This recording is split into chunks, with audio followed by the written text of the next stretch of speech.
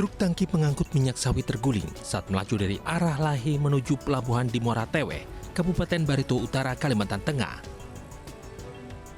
Saat melintasi tanjakan, truk hilang kendali karena tak kuat hingga mundur dan terguling. Akibatnya muatan truk berisi 8.000 liter minyak sawit tumpah ke halaman rumah warga. Meski truk rusak parah namun sopir tidak terluka, kecelakaan truk terguling membuat arus lalu lintas tersendat. Naik tikungan atas itu, Bang? Iya. Terus kada kuat lah? Kada kuat. Turun? Iya, turun. Di belakang nggak ada kendaraan? Krit.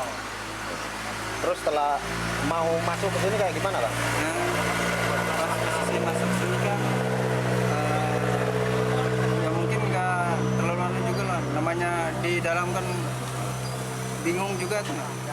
Tapi nggak takut ya. Udah ngerasa jatuh ban kan, udah lepas kan udah setirnya. Mobil BPBD dikerahkan untuk membersihkan tumpahan minyak sawit, sementara sisa minyak di dalam tangki yang terguling dipindahkan ke truk tangki lainnya. Peristiwa kecelakaan ini ditangani Satuan Lalu Lintas Polres Barito Utara. Dari Muara Tewe, Kabupaten Barito Utara, Kalimantan Tengah, Fatur Rahman, iNews melaporkan. Hilang kendali akibat terpeleset ceceran oli, seorang emak-emak pengendara motor di Bekasi, Jawa Barat tewas terlindas truk dan korban terluka parah di bagian kepala.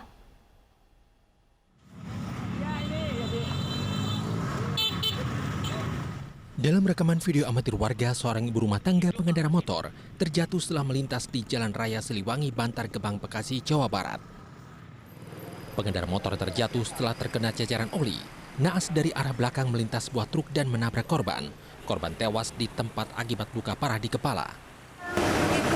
Oh, ibu-ibu. Gede banget putih, terus kayaknya habis belanja tuh, habis belanja dari pasar bawa belanjaan.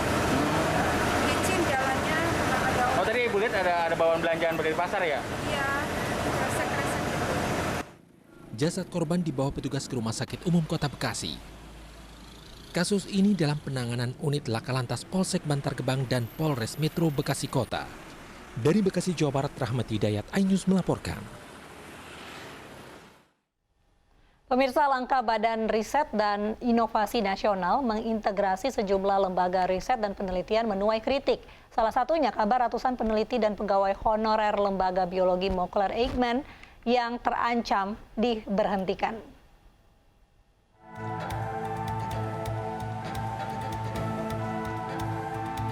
Peleburan sejumlah lembaga riset ke dalam Badan Riset dan Inovasi Nasional atau BRIN merujuk kepada Pasal 65 Peraturan Presiden Nomor 78 Tahun 2021.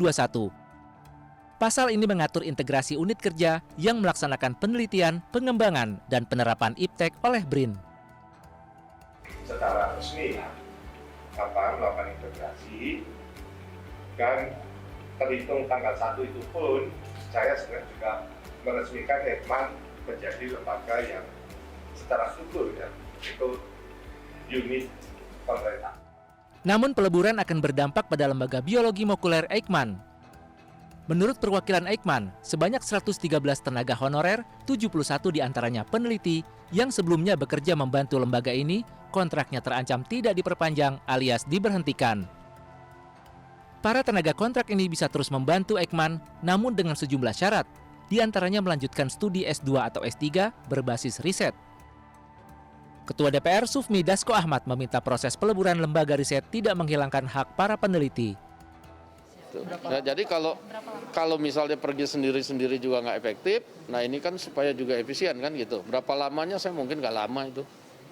Untuk tanggalnya Bapak, mungkin Bang Dasko? Saya nggak tahu tanggalnya, belum. DPR juga akan meminta komisi terkait untuk mengawasi peleburan lembaga riset ke dalam BRIN. Tim Liputan iNews melaporkan.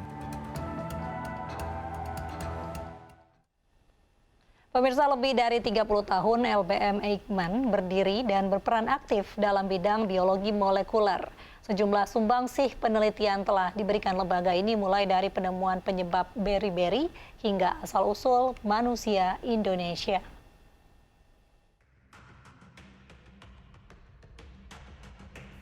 Lembaga Biologi Molekuler atau LBM Eijkman menjadi satu dari 39 lembaga riset di pemerintahan yang dilebur ke Badan Riset dan Inovasi Nasional atau BRIN. Lembaga ini khusus bergerak di bidang biologi molekuler dan bioteknologi kedokteran. Peleburan LBM Eijkman ke BRIN bermula saat September 2021 lalu. Nama LBM Eijkman berubah menjadi PRBM atau Pusat Riset Biologi Molekuler Eijkman. Nama LBM Eijkman pertama kali muncul pada 31 Juli 1992. Namun sebenarnya, Eijkman pertama kali didirikan pada tahun 1988 oleh seorang peneliti terkemuka Belanda, Christian Eijkman. Sederet sumbangsi penelitian diberikan oleh lembaga ini, mulai dari penemuan penyebab penyakit beri-beri hingga asal-usul manusia Indonesia. Eijkman juga sudah memiliki perangkat RT-PCR dan genome sequencer sejak hampir 30 tahun lalu. Selain penelitian penyakit COVID-19, Eijkman juga terlibat dalam penelitian penyakit HIV/AIDS serta flu burung. 33 tahun berkiprah, kini Eijkman harus mengucapkan salam pisah.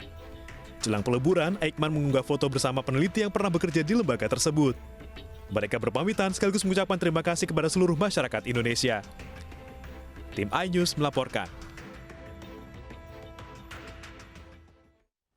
Anggaran karangan bunga Pemkot Bekasi membuat kaget. Wali Kota beralasan anggaran sebesar 1,1 miliar rupiah itu bagian dari komunikasi kepada warga.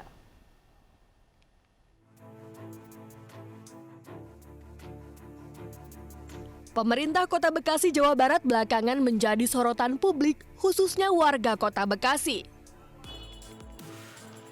Betapa tidak, dalam anggaran pendapatan belanja daerah Kota Bekasi tahun 2022, terdapat pengadaan anggaran karangan bunga dengan angka yang sangat fantastis, sebesar 1,1 miliar rupiah. Seperti yang tertera dalam laman lelang LPSE Kota Bekasi, tertera pengadaan dilakukan oleh pemerintah kota dan sumber anggaran dari APBD Kota Bekasi tahun 2022. Menyikapi hal tersebut, Wali Kota Bekasi mengaku pemberian karangan bunga merupakan bagian perhatian pemerintah kepada warganya. Warga itu tidak minta secara khusus wali kota datang, atau biasanya kalau orang datang itu kan dikirim bunga aja udah senangnya, bahagianya udah luar biasa. Jadi jangan dilihat nilainya, tapi dilihat bentuk daerah, kepala daerah itu perhatian terhadap hubungan dengan warganya. Meski dianggap sebagai bentuk memberi perhatian kepada warganya, namun pengadaan anggaran karangan bunga dengan harga 1 miliar lebih dinilai mubazir dan menghamburkan uang. Terlebih di saat masyarakat terdampak akibat pandemi COVID-19.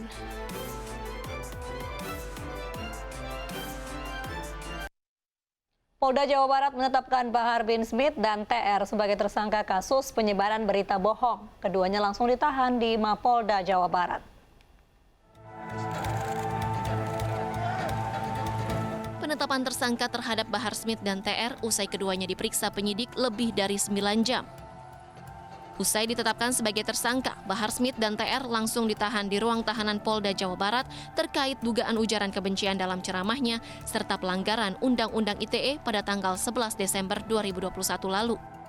Sementara tim kuasa hukum Bahar bin Smith Aziz Yanuar menyatakan proses penetapan tersangka berlangsung cepat dan akan mematuhi prosedur kepolisian.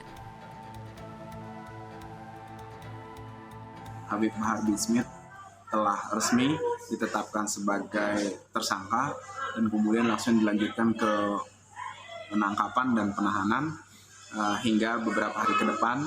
Surat sudah diterima oleh kami juga untuk disampaikan kepada keluarga. Kami sementara ini belum bisa menanggapi lebih lanjut, akan tetapi kami sudah tempuh upaya hukum yang dapat kami lakukan, yaitu memberikan surat permohonan penangguhan penahanan kepada pihak kepolisian terkait dengan penangkapan dan penahanan tersebut, yang insya Allah nanti akan kita follow up lagi. Kemudian akan ada pemeriksaan lanjutan sebagai tersangka karena tadi malam Habibah sudah lelah untuk pemeriksaan tersangka ditunda. 50 saksi turut diperiksa dalam kasus ini, diantaranya pelapor, tokoh agama, hingga orang-orang yang menyaksikan langsung ceramah Bahar Smith. Dari Bandung, Jawa Barat, Mujib Prayitno, iNews melaporkan.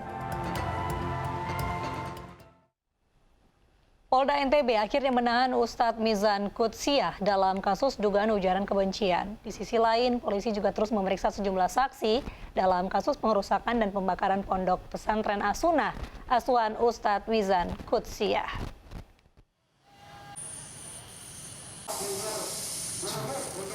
Pengasuh pondok pesantren As-Sunnah Ustadz Mizan Qudsiah langsung ditahan usai diperiksa oleh penyidik Direktorat Reserse Kriminal Khusus Polda NTB pada Senin kemarin. Kabid Humas Polda NTB, Kombes Pol Artanto mengatakan, Mizan ditahan di Mapolda NTB atas dugaan ujaran kebencian. Melalui ceramahnya yang viral di media sosial, Mizan dinilai menghina makam leluhur, para ulama dan juga cara peribadatan umat muslim di Lombok. Guna melengkapi alat bukti, polisi juga memeriksa pelapor dan saksi ahli terkait potongan video ceramah Ustadz Mizan Qudsiah yang viral. Polda NTB dalam hari ini Ditkrimsus sudah mengambil keterangan Ustadz Mizan berkaitan dengan potongan video tersebut. Jadi yang bersangkutan kemarin statusnya masih saksi dan hasil keterangan dari beliau masih kita dalami dulu dan akan dipelajari oleh penyidik dan tentunya akan dilakukan gelar perkara terhadap hasil daripada keterangan saksi-saksi yang lain juga. Tapi diamankan ya? Saat ini masih di Mapolda, masih diamankan di Mapolda. Secara bersamaan, Polda NTB juga menyelidiki kasus pengerusakan pondok pesantren As-Sunnah asuhan Ustadz Mizan Qudsiah yang terjadi pada Minggu dini hari kemarin. Sejauh ini, sudah 17 orang diperiksa sebagai saksi. Dari Mataram, Nusa Tenggara Barat, Hari Kasidi, Anyus melaporkan.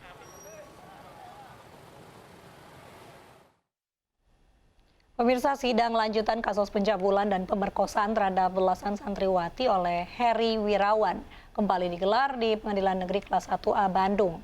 Dalam pemeriksaan, terdakwa mengaku khilaf dan bersedia bertanggung jawab.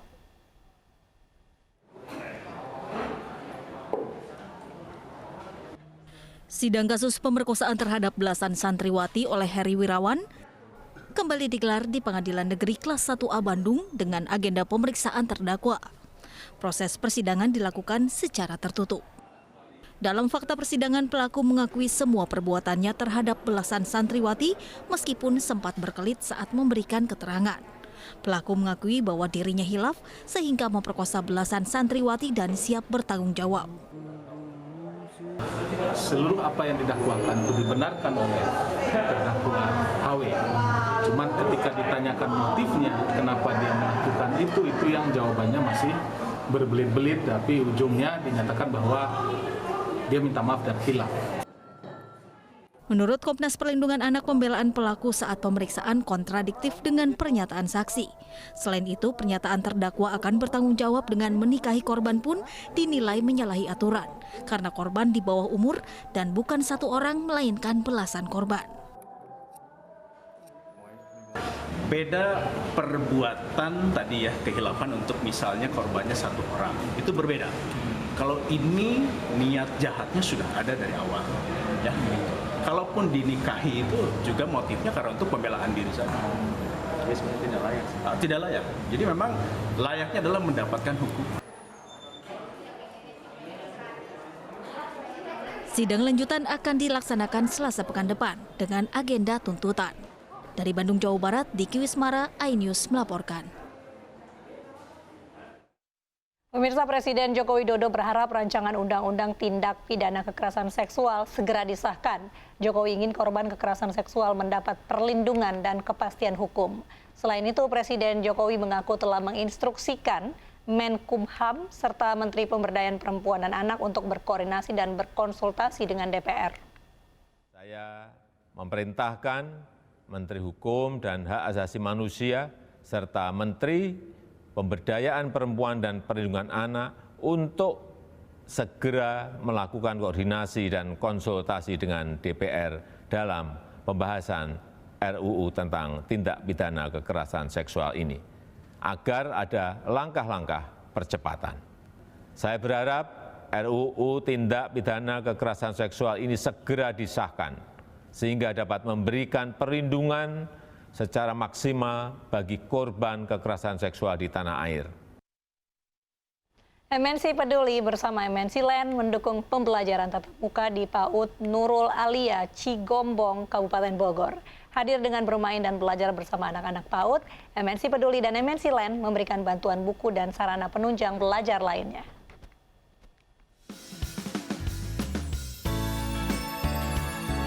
Menerapkan protokol kesehatan ketat, anak-anak PAUD Nurul Alia di Cigombong, Kabupaten Bogor, memulai pembelajaran tatap muka. 40 anak di PAUD ini juga dibagi dalam 4 kelas. Mendukung pembelajaran tatap muka di PAUD ini, MNC Peduli melalui program Generasi Cerdas Anak Bangsa bersama MNC Land memberi bantuan buku dan sarana penunjang belajar serta perlengkapan kebersihan. Anak-anak juga diberikan makanan tambahan untuk menambah semangat belajar mereka. Program ini alhamdulillah sangat baik, sangat membantu kami. Dengan adanya MNC Peduli ini kita untuk menstimulus anak, kita dikasih buku, dikasih permainan edukatif gitu. Ya, tentunya salah satu harapan kami di MNC Peduli adalah untuk berpartisipasi dalam mencerdaskan anak bangsa, karena yang kita ketahui anak-anak generasi muda adalah penerus negara kita ini juga gitu ke depannya. Kehadiran MNC Peduli dan MNC Land juga menambah keceriaan anak-anak dengan diajak bermain dan bernyanyi bersama. Dari Kabupaten Bogor, Jawa Barat, Rian Rahman, Irfan Hardiansah, iNews melaporkan. Pemirsa, Manchester United menelan kekalahan perdana mereka tahun 2022 usai ditaklukkan Wolverhampton Wanderers di Liga Primer Inggris. Sesaat lagi informasinya.